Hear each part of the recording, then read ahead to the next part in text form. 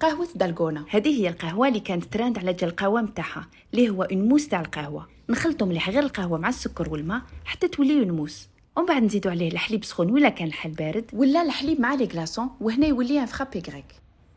نفرغ 2 مغارف كبار قهوه سريعه الذوبان مع 2 مغارف كبار سكر، ونزيد 6 مغارف كبار ولا اكثر تاع الماء يكون سخون. نطلعهم مليح بالبغا ميكسور ولا الباتور. هنا كنت بديت بالميكسور بصح هاد لو ريسيبيون ما ساعدنيش باسكو هو لازم يكون غامق ومضيق، دونك كملت نخلط بالباتور حتى طلع والقوام تاعو يجي كيما تاع لاموس واللون تاعو ولا فاتح. ناخذ لا باتا تارتيني تاع المرجان وندير 2 مغارف صغار، نفرغ عليهم حليب سخون ونحرك حتى تذوب لا باتا تارتيني. حركته بالفوي هكذا باش يتخلط مليح وتجيني ونموس في الحليب، ونحط من الفوق الكافي دالغونا وشوفوا القوام تاعو كيفاش يجي خفيف، وممكن تخلطوه مع الحليب سخون يبقى خفيف. وهنا درت كريمه المرجان في لي باغوا تاع الكاس قبل ما نفرغ الحليب، ومن الفوق درت لا شانتيي وزينتها بكريمه البندق تاع المرجان.